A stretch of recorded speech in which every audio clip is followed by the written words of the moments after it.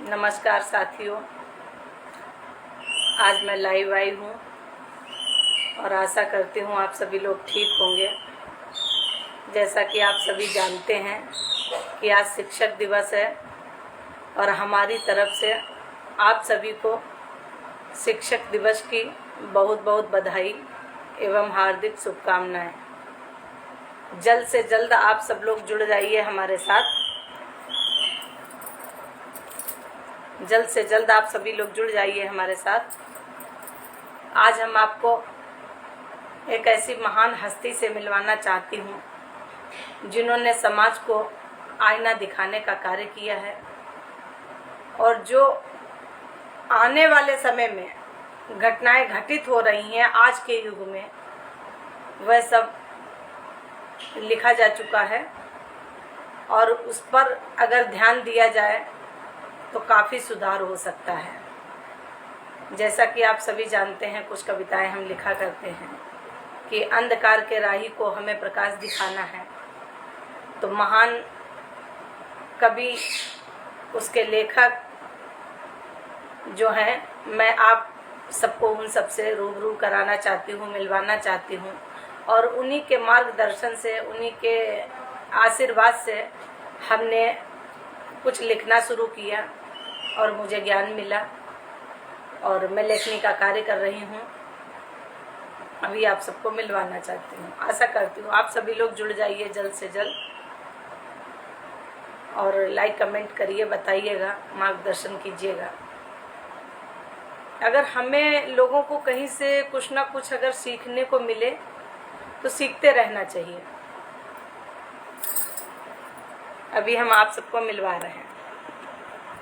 आप अपना परिचय दीजिए, काफ़ी लोग देख रहे हैं। मैं हरिमोहन मिश्र, निवासी कुरिया कलां, थाना कांठ, जिला शाहजहांपुर का रहने वाला हूँ और मैं 34 साल शिक्षा विभाग में शिक्षक के रूप में जुड़ा रहा।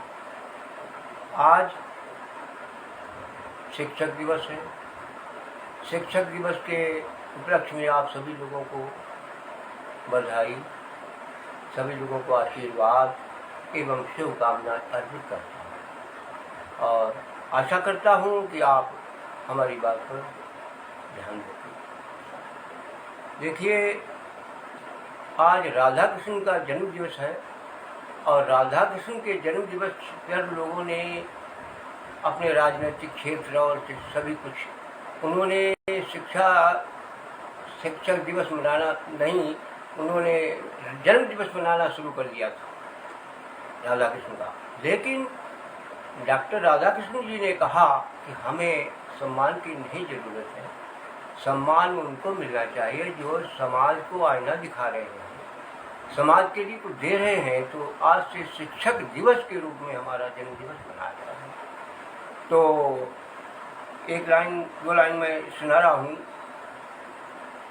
सारे जग को शिक्षा देकर, सारे जग को शिक्षा देकर जो स्वयं मूक हो जाता है सत्य, किंतु वो आज सुनो शिक्षक ही कहलाता है। सारे जग को शिक्षा देकर जो स्वयं मूक हो जाता है सत्य, किंतु वो बात सुनो शिक्षक ही कहलाता है। शिक्षक पहले समाज सुधारक है, उसके बाद में शिक्षक है, क्योंकि पल पल पर उसको समाज में जुड़ना पड़ता है, समाज में रहना पड़ता है, समाज में कुछ सिखाना पड़ता है। देखिए, हमने कुछ परिस्थितियों बस शिक्षा के क्षेत्र में जुड़े होने के साथ साथ समाज में देखा कि बहुत सी विसंगतियाँ छाई हुई हैं, बहुत सी ऐसी घटनाएं बनती हैं जिसमें थोड़ी थोड़ी सी त्रुटियों से बहुत बड़े बड़े भयंकर कांड बन जाती हैं और जिनका कोई ठिकाना नहीं कि कितना आदमी को उसका प्रायश्चित करना पड़ेगा, कितना उसको भरना पड़ेगा। तो इसी बात को कुछ हमने समाज को बताने के लिए एक पुस्तक अंधकार की राही लिखी है। ये पुस्तक अंधकार की राही है और ये पुस्तक पड़ी रहेगी बक्से में तो उससे कोई लाभ नहीं, लेकिन ऐसे व्यक्ति को मिलनी चाहिए जो इसका कुछ लाभ समाज को दे सके। तो उसके लिए मैंने सोनी शुक्ला, ये कवित्री भी हैं और इन्होंने एक पुस्तक अपनी लिख रखी है। अभी वो पांडुलिपि के रूप में है, अभी प्रकाशित नहीं हुई है।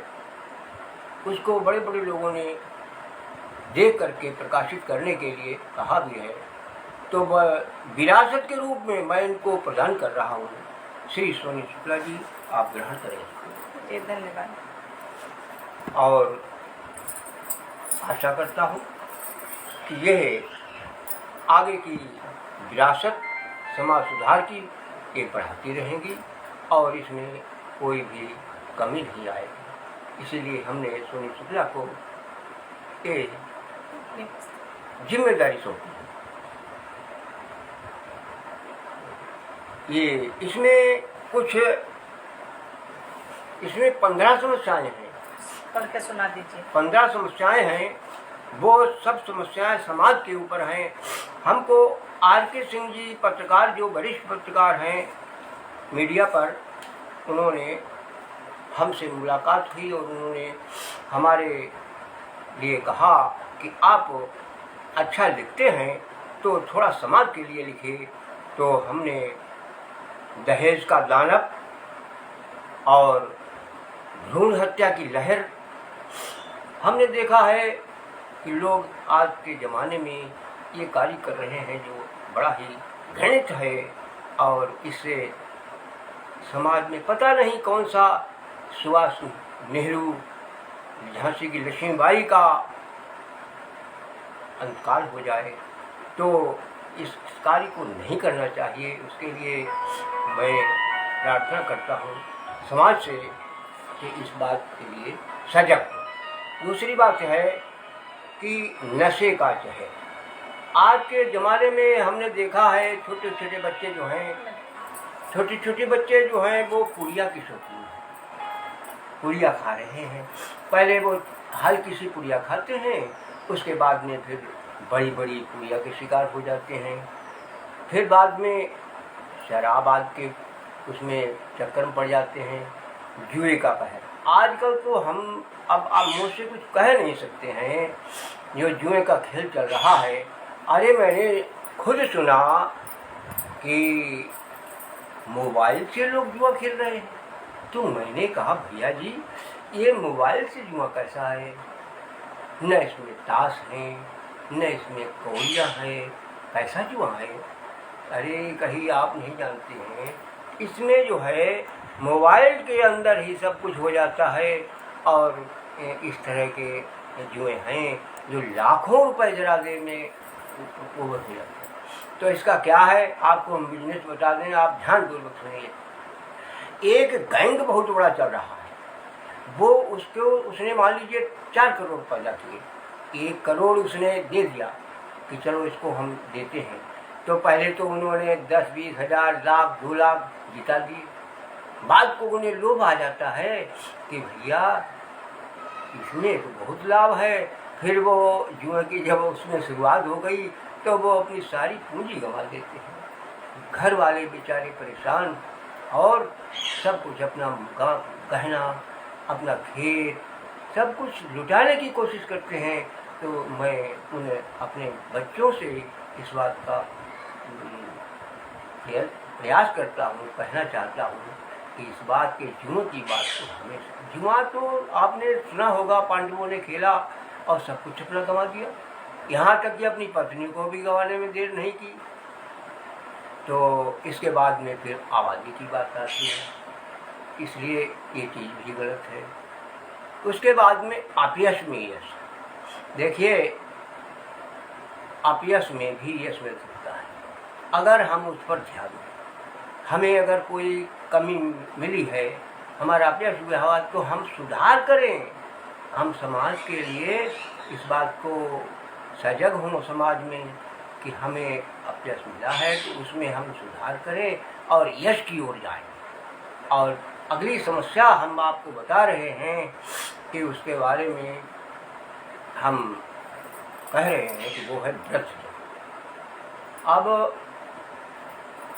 वृद्ध लोगों के ऊपर बात कहते हुए हमको खुद शर्म लग रही है कि हम खुद वृद्ध हैं। और खैर हमारी तो बात ऐसी है कि हमारे लड़के या जो भी जिसके पास हम रहते हैं बड़ी सेवा करता है या करते हैं, और बहू भी ध्यान रखती है हमारा पल पल उसके बारे में। तो इसलिए हमें आप सब लोगों को बताना है कि वृद्धजनों की सेवा बहुत ही आवश्यक है। वो साक्षात ईश्वर का रूप है, क्योंकि आपको दुआएं देंगे और दुआओं से आपको वृद्धि होगी। भगवान तो है ही, लेकिन वृद्ध जो है वो एक ईश्वर का रूप हो जाते हैं। फिर उसके बाद में पिता और माता आते हैं। पिता और माता तो भाई सभी को जानता है कि पिता माता से बड़ा कौन है। पहला तो हमारा भगवान पिता माता ही है, और उसके बाद में भी भगवान है, क्योंकि जब हमारा जन्म से हम 9 महीने पहले जुड़ चुके हैं माता पिता से, इसलिए माता पिता हमारे भगवान है पहले। और दूसरे भगवान हमारा भगवान है असली वाला, जो हमको सब कुछ दे रहा है, हमारी कमियों पर हमें दूर करता है, हमारी कमियों से बचाता है, हमारी गलतियों से वो हमको दंड भी दे देता है। तो माता पिता को सजग से सावधान रहना चाहिए, और मतलब उनको सावधान करना चाहिए कि भाई कोई ऐसी गलती ना हमसे हो जाए जो माता पिता हमसे रुष्ट हो जाएं। और वो जो है हमेशा ही उनकी सेवा करो और उसी में लाभ मिलेगा। पति पत्नी का तो आजकल आपका देखते हो कि बड़ा खेल निराला है। अगर जरा किसी से बात कर दिए तो वो उसको मारते हैं, पीटते हैं कि तू कैसे वह बात किया। ऐसा नहीं, बात करने का मतलब ये नहीं है कि कोई गलत ही है, ऐसा नहीं होता है। पति पत्नी की और आप सब लोगों की, हमारी सबकी सकारात्मक सोच होनी चाहिए। और निगेटिवनेस जो है, नकारात्मक सोच गलत है। नकारात्मक सोच से पता जान नहीं कितनी समस्याएं पैदा हो जाती हैं।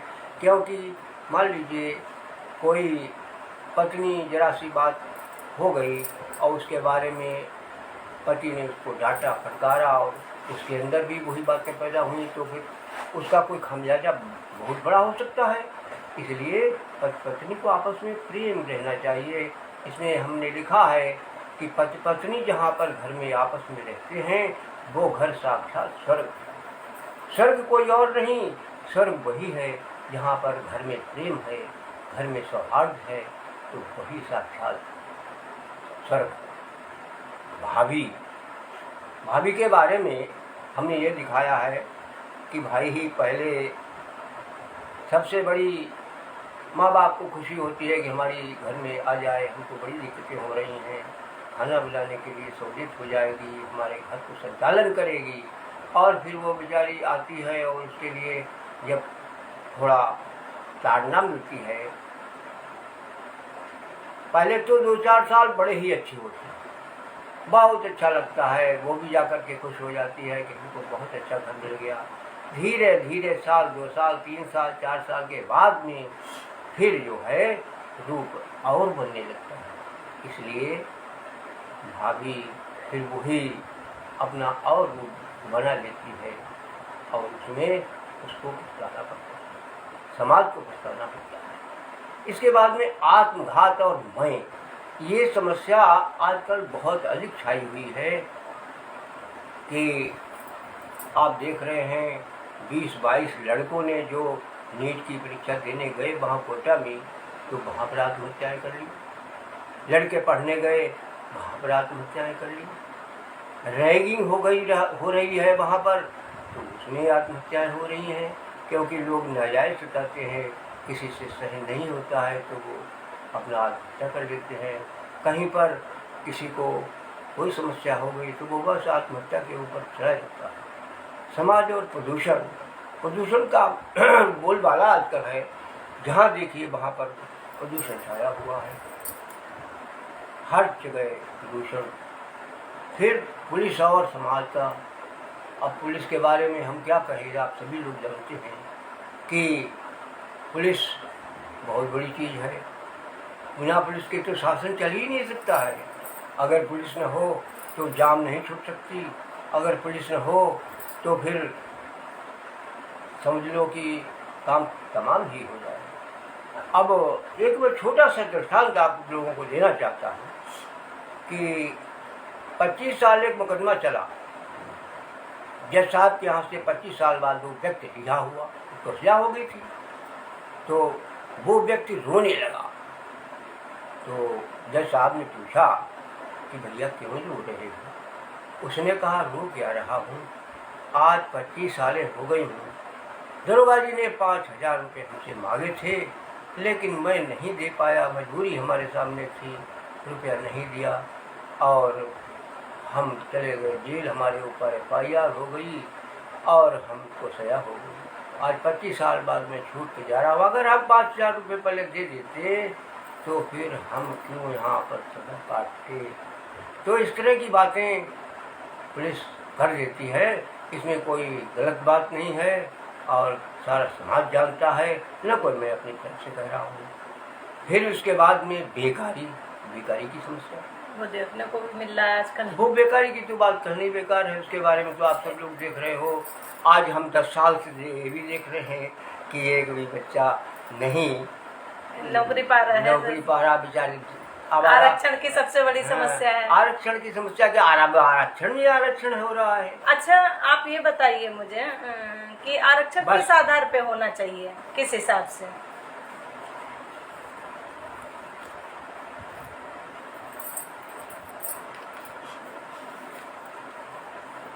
अपनी कविता बोल दीजिए, एक प्रार्थना है। हाँ, मैं अंधकार कर रहा हूँ, बोल दीजिए, कोई दिक्कत नहीं। पर दुखी मत होइए। शुरुआत की हमारी ये प्रार्थना है कि इष्ट के लिए, इष्ट देव कि मैं अंधकार का राही हूँ, रंच उजाला मिल न सका, पतझड़ी सुस्त फुलवारी में पुष्पगंध का खिल न सका।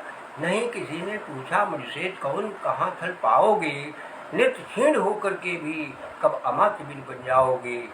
बस एक सहारा प्रभु का ले, जीवन पथ पर निकला हूँ, अंधकार का राही बनकर करम कदम पर निकला। बिना पाठ सहारा लोग, अज्ञानी मत भारी ही, जो कर्ण मुझे दिखा लो, मैं हूँ ज्ञान भिखारी।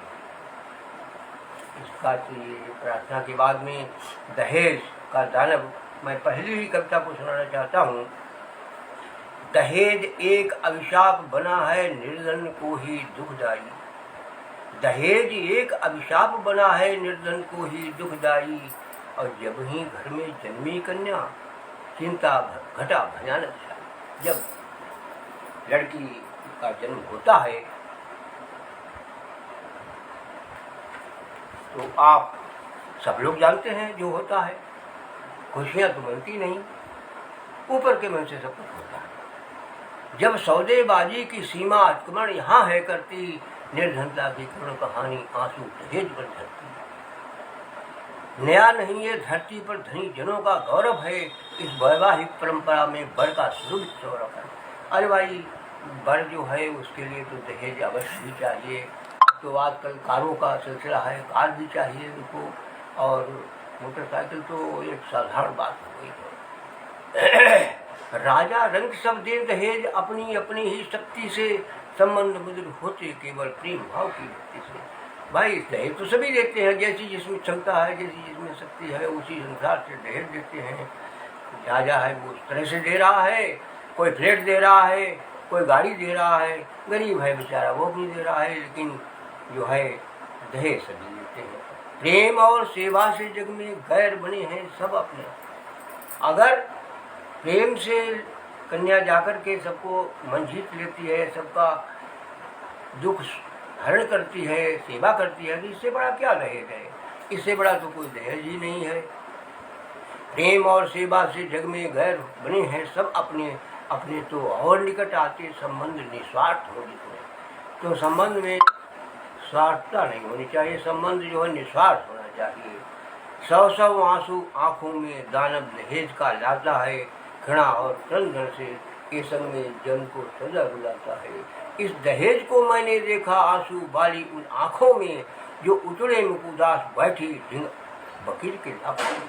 वो लड़कियां बेचारी 1-2 साल की हैं और उनको कहीं पति ने निकाल के फेंक दिया, बाहर कर दिया, वो जाकर के कोर्ट में जाती हैं और वहाँ पर वकील का तखत पर बैठी हुई है, कोर्ट का नंबर पूछ रही हैं, किस नंबर में हमारा मुकदमा लगा हुआ, वहाँ ढूंढती फिर रही हैं।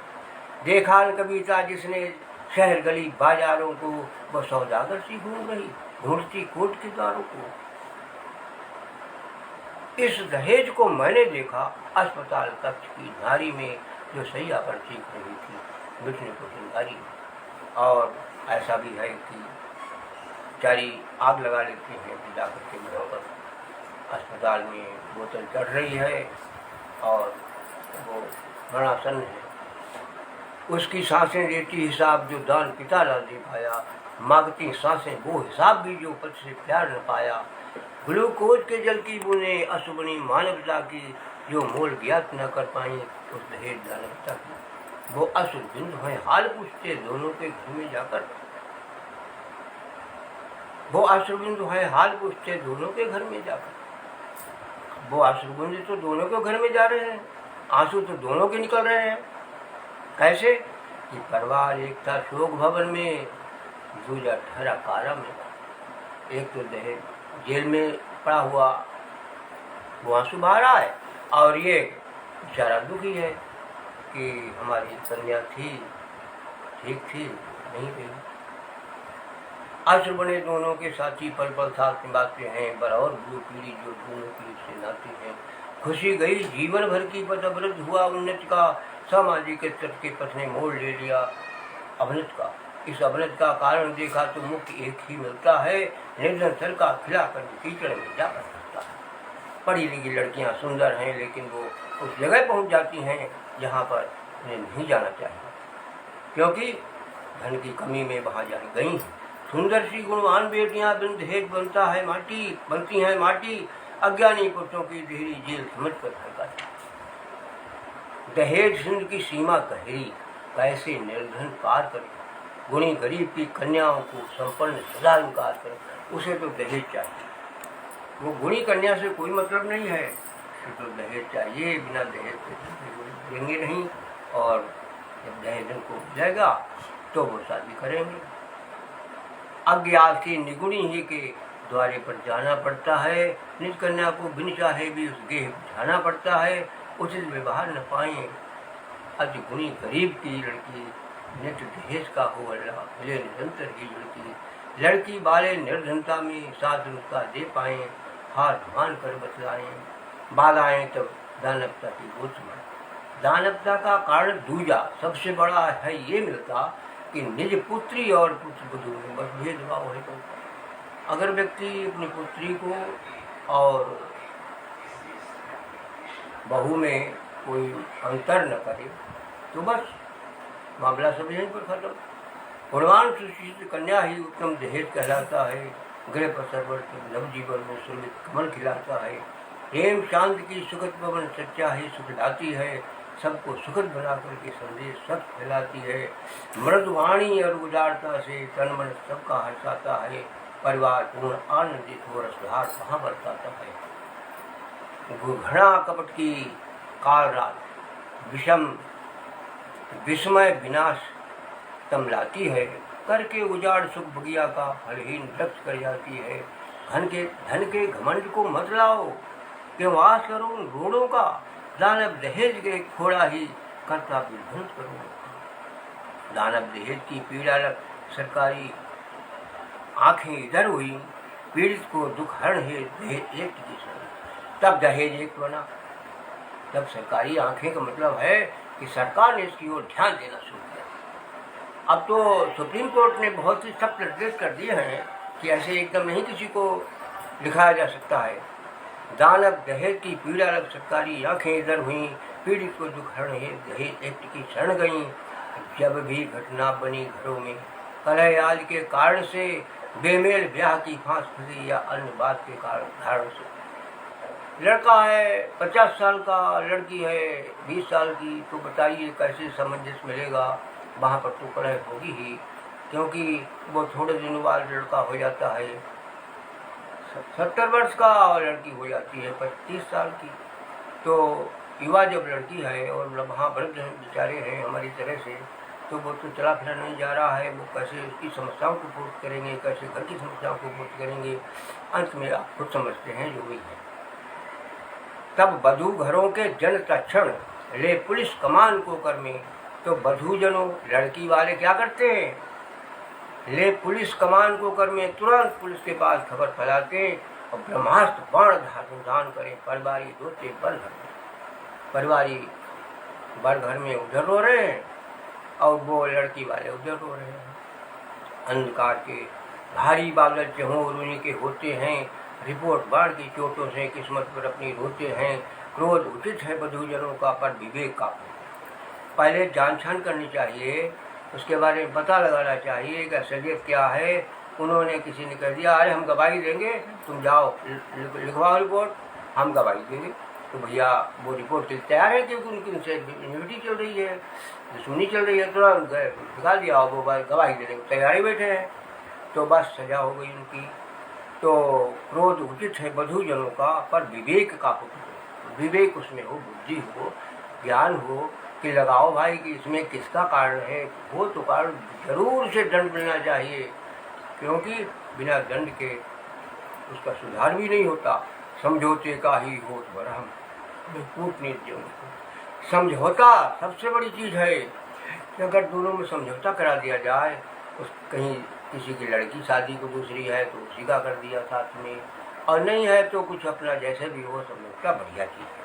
अवसर देखा दहेज एक्ट का दुरुपयोग ही अब होता है, जिससे पीड़ित जन समाज जीवन भर घुटघुट होता है। अब क्या है, अक्सर दहेज एक्ट जो बना है उसका दुरुपयोग होता है। जन भी गया उसी का देखो, धन भी हरदम खोता है। कदम कदम अपमान सहे जीवन भर दुख को होता है। दहेज एक्ट बनने से पहले घटनाएं ना ये होती, पहले कहाँ इतनी दहेज की घटनाएं होती थी। जब से दहेज एक्ट बन गया है, सख्ती हो गई है, तब से जो है और ज़्यादा कार्य होने लगे हैं। करे पुलिस उसकी अगुवाई ना असली तह में जाकर, पुलिस भी नहीं देखती, उसे क्या रिपोर्ट लिखा दी हो तो कार्य शुरू हो गया, क्योंकि उसको भी पैसा मिल रहा है। बच्चे बूढ़े सब रोते हैं कठिन दंड के पा करके। अब दया द्वार की खोल अर्गला, अर्गला बड़ी जंजीर, अब दया द्वार, दया की जंजीर खोल दो, मानवता का दरवाजा खुल जाए। मानवता पर उत्थान करो, समझौता संभल धारण कर कल्याण पर संधान करो। क्रूर कलंकित स्त्री को अब जग से दूर हटाना है। दहेज नहीं ये दानव है, मिलकर इसे निभाना है। ना हो अंधकार के राही, उज्जवल पंथ विकास करो। दानव दहेज को भगा यहाँ से, सुख संपत्ति याद करो। गुण का मान सदा ही रहता, धन चमक क्षणिक दिखलाएंगे। गुणी बधू बिंद दहेज की सुख शांत सदा ही। धन्यवाद। और समाप्त होती है। हम और हमारी ये सोनी जी जो हैं वो सरहद लगती हैं, और हैं लगती क्या है ही, और इन्होंने समाज के लिए बहुत कुछ किया। इन्होंने एक संस्था बनाई है, क्या नाम है, जनहित सर्व समाज समिति। उससे इन्होंने बड़े बड़े काम किए, बहुत बड़े बड़े कार्य किए हैं। और उसमें इनके साथ में एक नहीं हजारों लाखों आदमी जुड़ा हुआ, और वो लोग ऐसे वैसे नहीं हैं। बड़े बड़े DYSP और SP, DIG और सरकारी नौकर, अच्छे अच्छे समाज सुधारक अच्छे अच्छे जुड़े हुए हैं उस संस्था से। और उससे बड़े बड़े काम होते हैं। समाज के निर्बल लोगों को इन्होंने सहारा देती हैं। इसलिए हम आशा करते हैं कि हमारी ये पुस्तक भी ये आगे उसको बढ़ाएंगी, कार्य करेंगी, क्योंकि इनसे अधिक योग्य आदमी हमें नहीं मिला। और ये अपनी ये पुस्तक जो है विरासत में हमको दे रहे हैं। ये हमें पुस्तक हमारे जीजा जी ने हमें विरासत में दी। जैसा कि मैंने बताया कि पंडित हरि मोहन मिश्रा जी जो कुर्रिया कला के रहने वाले हैं, डिस्ट्रिक्ट शाहजहानपुर से, और हमारे शुक्ला जी, लक्ष्मीकांत शुक्ला जी हमारे पतिदेव हैं, उनके ये जीजा जी हैं, मतलब हमारे नंदोई लगे। और हमारे शुरू से जब से मैं शादी होकर आई मेरा मार्गदर्शन किया और मुझे अपना आशीर्वाद प्रदान किया। और काफ़ी हमने भी कठिनाइयों का सामना किया, संघर्ष किया जीवन में, और आज भी मैं संघर्ष करती हूँ और करती चली आई हूँ। और बाकी तो सब जानते ही हैं आप। थोड़ा हमारा भी जीवन बहुत ही दुखद और संघर्ष में रहा है, जिसको हम कहते हैं तो हमारे आंसू आ जाते हैं कि इन्होंने, इनकी पुस्तक जो प्रकाशित हो रही है उसमें सब बातें लिखी हुई हैं कि इन्होंने 2-2 दिन बेचारी ने भूखे लंगे रह कर के समय काटा। और इनके जो दूसरे इनकी जो सौत थी वो रायबरेली डिगोरा की रहने वाली थी। उनके 4 लड़के थे। वो आकर के इनको परेशान करते थे और तरह तरह से उनके ऊपर मुकदमा लगवाते थे।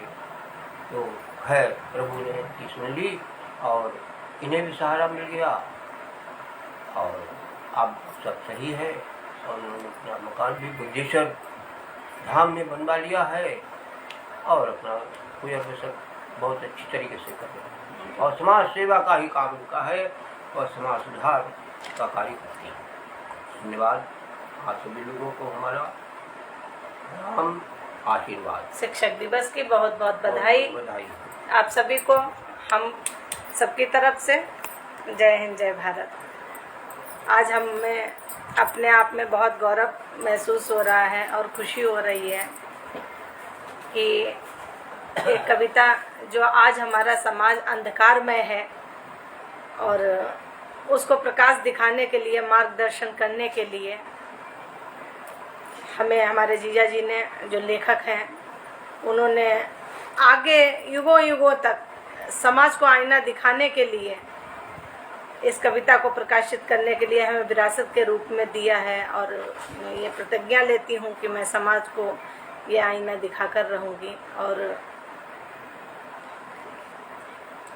पंडित हरि मोहन मिश्रा जी की इस कविता को मैं आगे तक ले जाऊँगी, ये आशा करती हूँ आप सबके सामने। जय हिंद जय भारत।